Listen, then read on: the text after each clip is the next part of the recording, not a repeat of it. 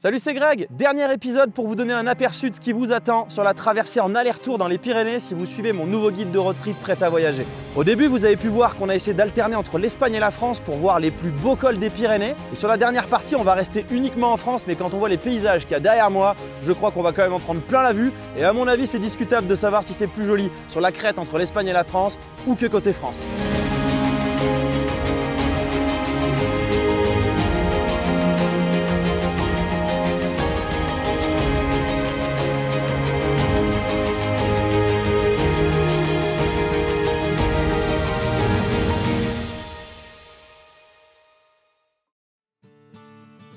Est-ce qu'on n'irait pas prendre la météo du jour? Ah, eh ben je pense qu'on va rien voir. Les motos sont un peu trempées. Il a bien plu si j'en crois la flotte qu'il y a sur la tonnelle là. Ah, il fait bien frais, les oiseaux chantent par contre, c'est bon ça? T'es prêt à braver la pluie? Allez, on y va. On n'aura pas de pluie aujourd'hui?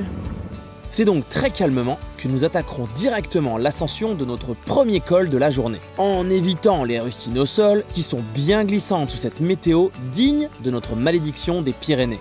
Au fur et à mesure de notre avancée, les nuages nous envelopperont de plus en plus. La pluie fine qui va avec viendra mettre fin à l'espoir de pouvoir vous montrer les paysages de ce 6e jour de votre aller-retour dans les Pyrénées. Et puis viendra l'épreuve des animaux, ceux qui jusqu'ici étaient rares car contrairement à la Corse, nous n'en avons jamais vu au milieu de la route. Donc il y a 3 ans, on avait exactement les mêmes conditions. On ne sait pas. Peut-être en fait il n'y a rien, peut-être c'est un trou blanc. Voilà, peut-être c'est comme ça d'origine, je ne sais pas. C'est un truc de dingue, on est trempé, mais il ne pleut pas. C'est tout ce qui est en suspension dans les nuages, c'est la première fois que ça m'arrive. En gros, il ne nous pleut pas dessus, c'est nous qui allons dans la pluie. Et on essuie le casque toutes les 10 secondes, quoi. C'est hallucinant.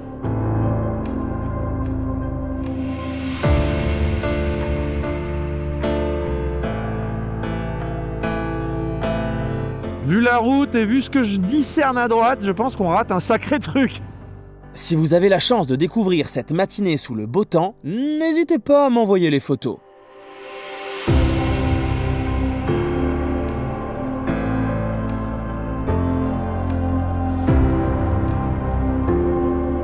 Les nuages, ils nous ont laissé juste ce renfoncement de relief. Vite, vite, vite, regardez, regardez, ça ressemble à ça. Ça a l'air beau, je vous promets, je vous promets.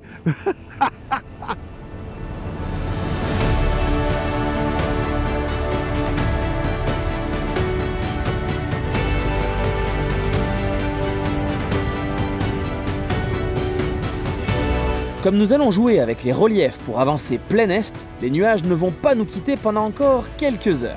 L'idée est donc de profiter en bas et de tâtonner en haut. Bon bah allez, si on rattaquait un col et qu'on retournait un petit peu dans les nuages là, ça nous manque. Ce col est bien plus sauvage que tout à l'heure. Rien que la largeur de la route est un bon indice pour deviner que vous serez sur une nouvelle pépite. Enfin, pour aujourd'hui, ça restera une supposition.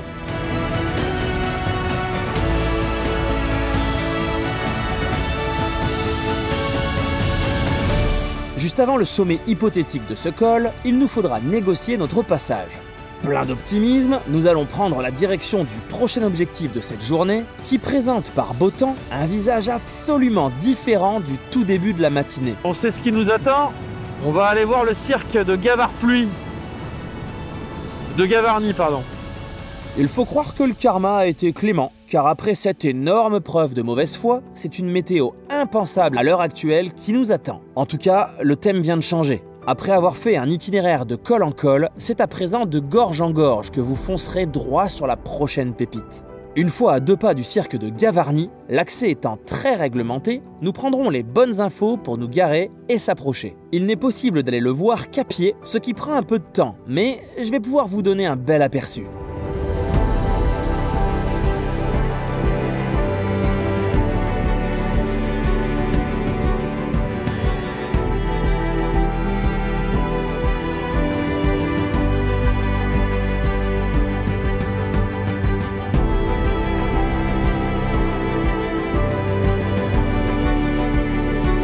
Bon bah maintenant c'est foutu, je peux plus appeler ce cirque le cirque de Gavarnie.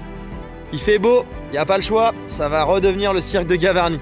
Bon, donc si vous avez la chance de le découvrir comme ça, c'est juste une pépite, il est magnifique. Et il est possible de marcher environ 4 km pour s'approcher au plus près là-bas parce que toute la ville, c'est zone interdite véhicule. En tout cas là, si vous trouvez que ça c'est joli, accrochez-vous parce qu'on va juste derrière. Je vous montre pas, venez, on va voir. Nous attaquons donc un nouveau col qui sera en cul-de-sac, mais sur un fond permanent de cartes postales.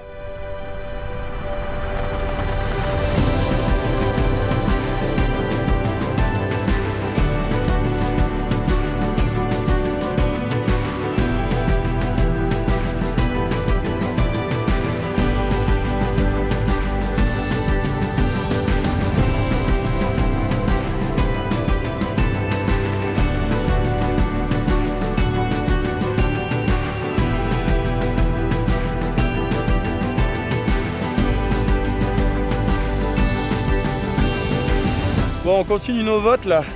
On vote pour ou pas là de faire l'aller-retour jusqu'à ce col? Ça vaut le coup quand même, non?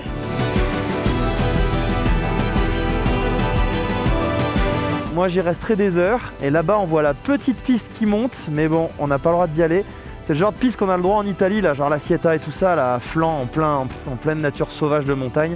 Pour le moment, on va se concentrer sur la France et redescendre en prendre plein la vue.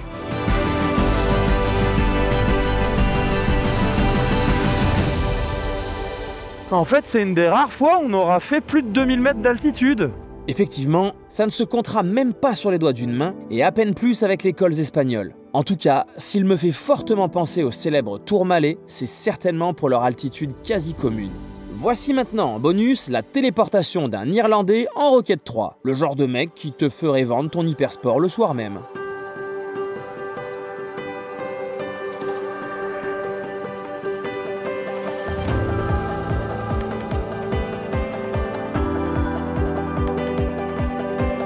Alors je sais pas ce que vous en penserez par rapport aux images que vous venez de voir, mais il me semble que quand on vient de la vallée, qui va tout en bas là, ce serait dommage de pas faire l'aller-retour, même si c'est du cul-de-sac à chaque fois, parce qu'il doit y avoir quoi, une quinzaine de kilomètres je pense, pour aller voir les deux pépites qu'on vient de faire là-haut. Donc je sais pas, vous me donnerez votre avis, mais pour moi, ça mérite le détour. On va là-haut. Je pense qu'on va rien voir. Vu que je vous en parlais à l'instant du Tourmalet, eh bien, pourquoi n'iriez-vous pas lui rendre une petite visite vu qu'il n'est pas loin? Tant que la météo est favorable, laissez-moi vous présenter ce petit joyau au cœur des Pyrénées françaises. Vous constaterez rapidement que cette ascension est hyper roulante. Autant vous dire qu'en été, il serait bon de ne pas trop laisser dépasser vos coudes, car il risque d'y avoir un défilé de ce que j'appelle les PLD.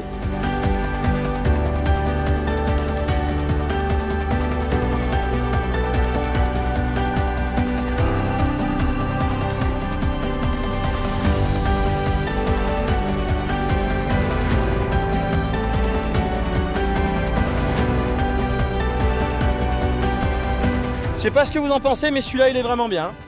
Il est vraiment joli. Super virage, super paysage, la météo qui s'est découverte. En bas on avait les nuages et il faisait gris et là paf ça s'est levé d'un coup. Magnifique.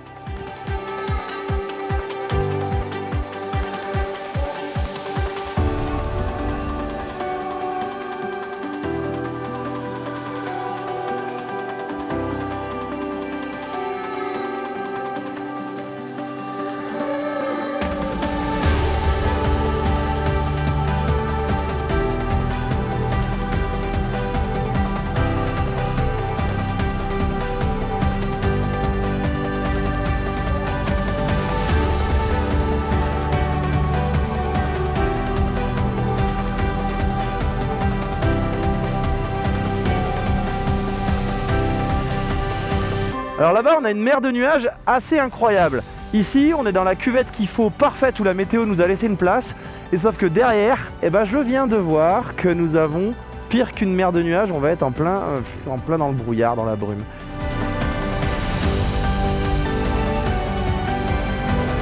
La descente sera un vrai calvaire.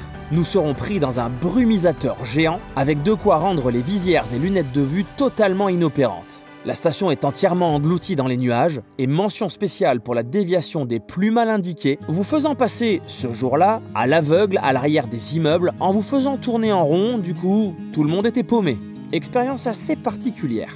Une fois sous les nuages et de retour dans la vallée, nous avons pu assister à un concert de cloches. T'es pas en rythme. Elle est pas en rythme. Donc normalement là, dans 10 minutes, on revoit plus rien. Parce qu'on attaque un dernier col pour la journée. Vous serez tout proche de votre hébergement de ce soir et je vous souhaite de ne pas croiser les mêmes fanjos qui nous attendent dans quelques minutes. On a beau être pas loin du col de tout à l'heure, ça n'est pas du tout le même décor. Hein. Ici, ce croisement qui m'a un peu échauffé n'était rien par rapport à ce que nous n'avons malheureusement pas à la caméra dans la descente. Alors on aura apprécié la montée, c'est pas dit qu'on apprécie la vue. On peut pas tout avoir, hein. C'est pas fromage et dessert. Hein. Dernier col qui bouclera la boucle avec la même météo que le premier col de ce matin. En gros, de quoi nous donner l'impression d'être revenu au point de départ. Qu'est-ce qu'on fait? On s'arrête 5 minutes pour regarder? Ou pas.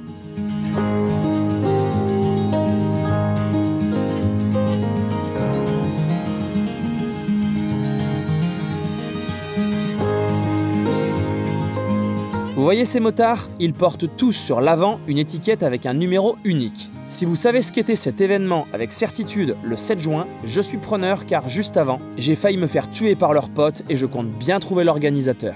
Ouf, nous arriverons sains et saufs à l'hôtel. Je crois qu'on va faire un bon petit repas ici, on a vu la carte, elle a l'air impressionnante. Je vous montre le jardin, en même temps je vais me chercher une veste parce que la fraîcheur arrive, on va pas se plaindre, hein. On a eu un peu chaud, un peu froid et tout.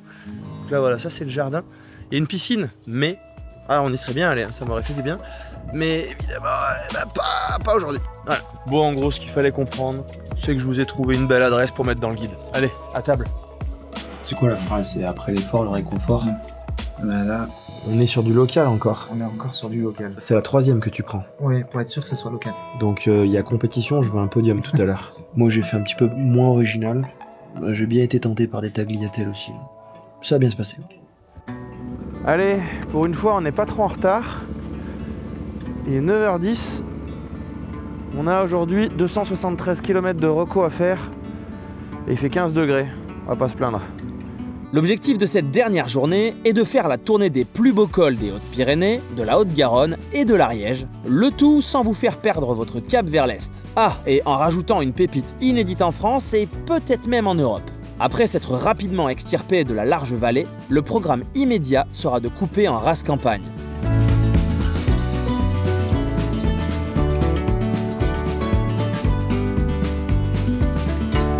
Ah, vous avez que l'image, vous avez pas les odeurs. Mais alors ça sent bon la campagne.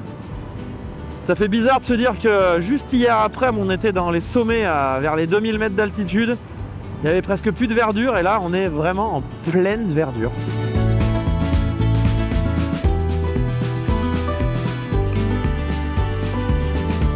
Ça c'est des petites routes de campagne. Tiens, si quelqu'un peut me dire où est-ce qu'on en trouve aussi en France où je suis pas allé, je suis preneur. Parce que c'est un type de road trip totalement différent de ce qu'on fait dans les reliefs. Mais c'est sympa aussi.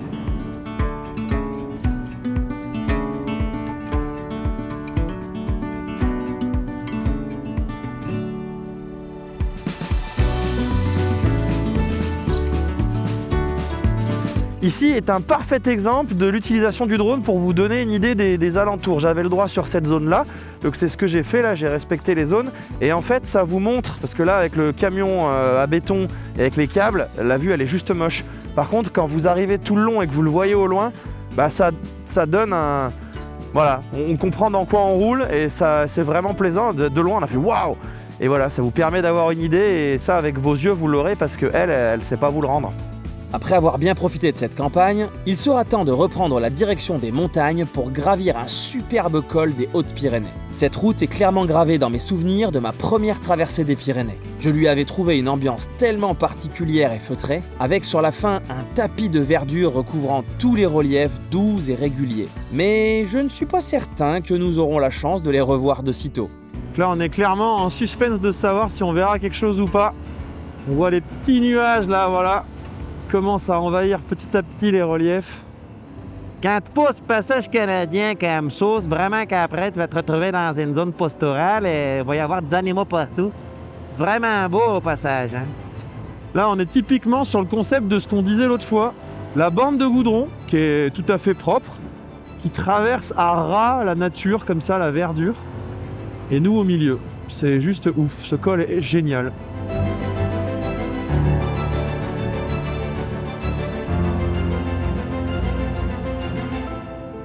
Alors, est-ce que c'est celui-là de virage? Ouais, c'était celui-là. Bon bah perdu. Voilà, ça c'est un de mes cols préférés normalement. Et normalement là, il y a une vue immense là-bas au loin. Et c'est vert à perte de vue, enfin jusqu'au bout quoi. On va s'endormir, on va s'endormir. Oui tonton, tu as tout à fait raison. Il m'arrive parfois d'avoir des attitudes de Jean-Kévin. Mais si vous faites ce road trip, après avoir passé 7 jours entre les motards espagnols, vous comprendrez qu'il n'est pas recommandé pour votre santé mentale de rester derrière eux trop longtemps. Ni en face d'ailleurs. Alors bienvenue en Haute-Garonne, bah la Haute-Garonne c'est très beau, mais pas aujourd'hui. Je vous dis, ce col il est sublime, mais il faut avoir la chance de l'avoir dégagé. Le petit virage dont je vous parlais tout à l'heure, là avant les Espagnols qui étaient arrêtés sur la route, et bah cet endroit-là, quand vraiment on prend le virage à 90 et d'un coup on tombe sur cette immensité de verdure, ça fait vraiment quelque chose. Là, effectivement, ça l'a un peu moins fait. J'espère pour vous que quand vous viendrez, vous aurez une meilleure météo et que vous pourrez prendre un petit café en haut. Là, normalement, il y a un petit camion quand il fait beau. Et c'est super agréable avec la vue dégagée. Bon, là, on n'a qu'un bref aperçu de ce que ça peut donner. Donc ça, on est d'accord que c'est une route à ne pas croiser des motards espagnols. Hein.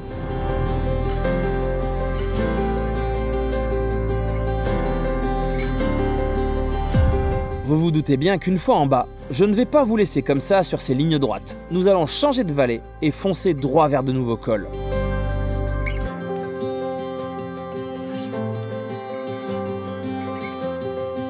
Ce petit col permettra d'avancer toujours plein est en restant sur de la route sympa pour rejoindre un de mes prochains coins préférés du trip, enfin, si on voit quelque chose. On est à peine descendu qu'on remonte direct. Et cette route est d'ailleurs une petite perle pour se régaler à enchaîner les virages et terminer en pleine jungle sortie tout droit de nulle part. Et puis, une intuition nous fera nous arrêter d'un coup pour vous trouver une adresse incroyable pour la pause de midi. Du rustique, de l'authentique, du local, du caractère, bref, tout ce que j'aime vous proposer dans mes guides. Attends, mais là on est en train de vivre un truc là. Donc on a une petite bière ariégeoise locale de chez local. Et là en fait on mange chez mamie en fait. Ça sent tellement bon quand elle a posé l'assiette. Explosion dans le nez quoi. C'est qu'on mange. Ouais, et il y a plein de motards qui passent, ils veulent pas s'arrêter là. Arrêtez-vous, arrêtez-vous.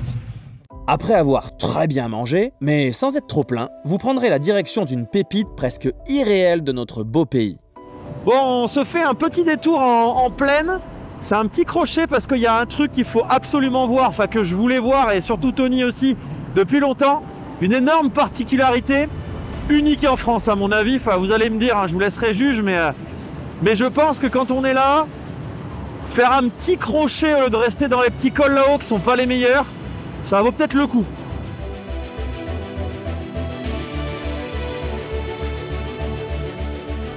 Vous êtes prêts? Est-ce que vous êtes prêts? Une dinguerie le truc.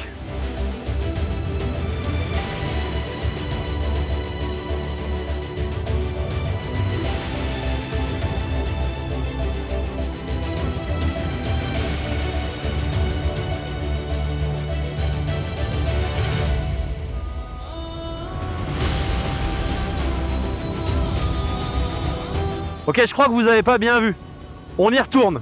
Est-ce que vous avez déjà vu dans votre vie une route qui traverse une grotte pareille?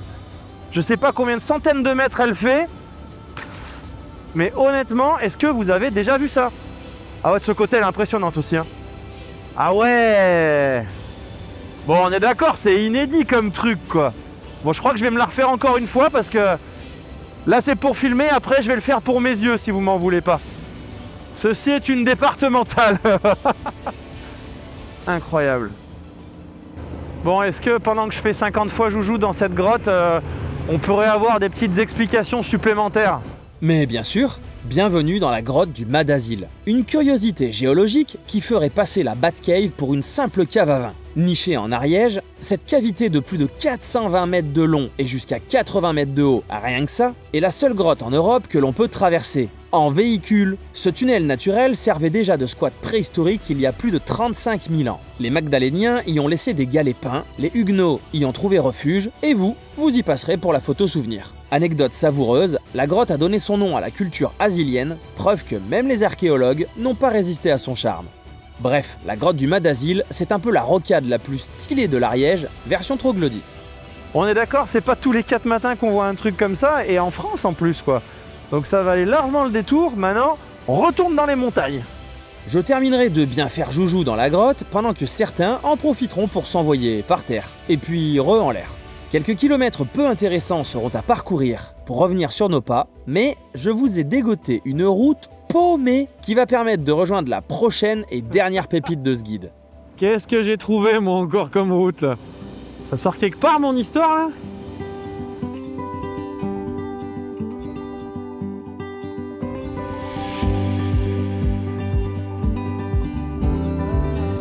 Ah, c'est ce qui s'appelle couper tout droit en race campagne.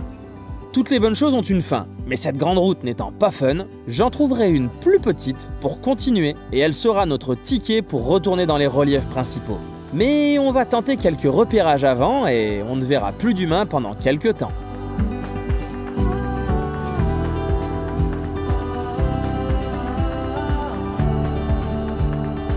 Cueillette des champignons réglementés. Ouais, mais pas du off-road, mais là, c'est pas des pneus crampons qu'il faut là, c'est des pneus à clous là.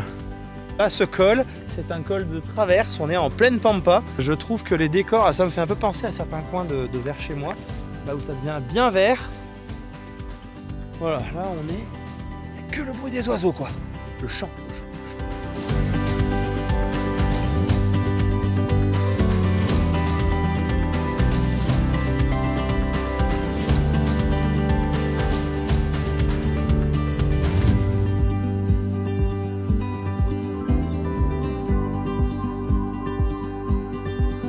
En repartant, c'est une traversée de forêt des plus reposantes qui vous attendra.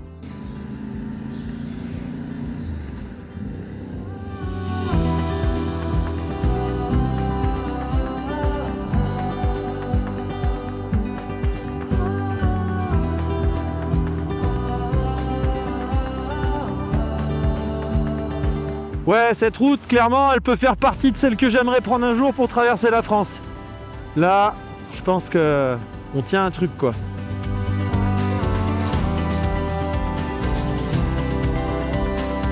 Puis viendra la dernière traversée de vallée pour rejoindre le dernier col, mais pas des moindres. Enfin, si la météo nous laisse une dernière chance.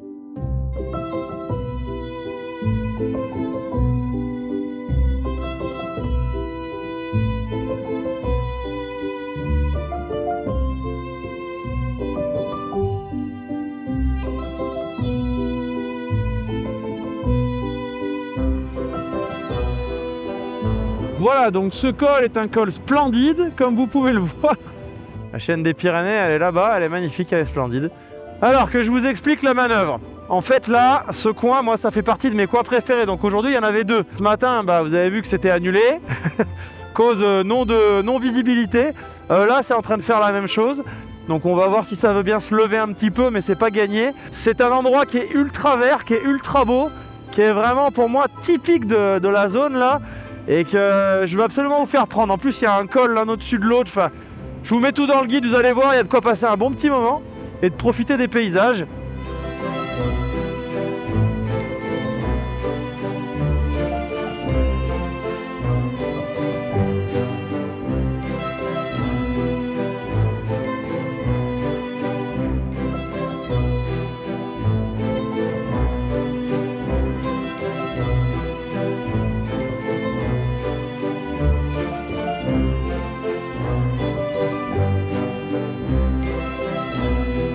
C'est la fin. C'est la fin. Moi, ce que j'ai kiffé, c'est que on fait l'aller et on n'a pas ce coup de blues du retour. C'est vrai. Parce qu'on redécouvre encore d'autres choses qu'on n'avait pas vues à l'aller. Alors sachant que dans le guide, là nous on va rentrer parce qu'on connaît, mais il y a une journée option en plus où c'est plein de petites gorges pour revenir jusqu'à Perpignan. Oui. Histoire de dire qu'on a vraiment fait un Perpignan-Perpignan à traversée complète, quoi. Ouais, ça reste mystérieux encore, hein, les Pyrénées. Ah, mais je sais pas si on arrivera un jour à les avoir. Et celui qui arrive à faire le guide là en aller-retour, donc ça prend à peu près 7 jours, et qui arrive à avoir tous les cols découverts et pas ces trucs coincés là en permanence qui se décoincent jamais, franchement faites péter les photos et puis on ouvre la bouteille de champagne là, parce que je sais pas combien de fois il va falloir le refaire pour qu'on puisse avoir, tu sais c'est comme dans Age of Empires quand tu jouais là, tu sais, tu débloquais la carte là petit à petit, là d'où il y a des trucs qu'on n'a pas débloqués encore. Bon finalement cette idée de faire l'aller-retour elle m'a bien plu et comme on a dit tout le long de la vidéo ça a permis d'aller chercher des cols qu'on ne fait pas normalement. On a rencontré plusieurs groupes de motards qui font en fait côté France et côté Espagne. Ouais. J'ai pas voulu les froisser en leur disant que je pense que c'est pas la meilleure idée. C'est très bien mais c'est pas la meilleure idée parce que du coup bah, on raterait. Il y a quoi, 3 ou 4 cols qu'on a fait qu'on a adoré mais vraiment. Ouais. Qui était magnifique. Qui était magnifique avec des décors irréels sortis de nulle part. Enfin vous l'avez vu hein, et si vous n'avez pas vu tous les épisodes je vous laisse aller voir. Il y a pas mal de moments où on croise la frontière. Et puis c'est pareil, tu as des paysages qui sont complètement différents côté Espagne que côté France. Ah oui c'est clair. Donc je vous invite à aller sur lesapprentisvoyageurs.fr, vous retrouverez le guide dans la section guide de road trip prêt à voyager. Et n'oubliez pas de me partager votre aventure et des photos et de me dire si ça vous a plu. Allez, à la prochaine! Ah oui, c'est vrai, quand on était rentré de l'Espagne il y a 3 ans, on a fait 1000 bornes d'un coup. Bon là, on va pas faire 1000 bornes d'un coup, on en fera donc 300-400. Voilà, au revoir! Au revoir les Pyrénées! Vous venez nous dire au revoir? Moi c'est fort gentil! C'est donc avec des souvenirs de paysages incroyables plein la tête que nous terminons ce test de guide de road trip prêt à voyager pour traverser les Pyrénées en aller-retour, en croisant au maximum la frontière France-Espagne pour que vous puissiez prendre un maximum de plaisir.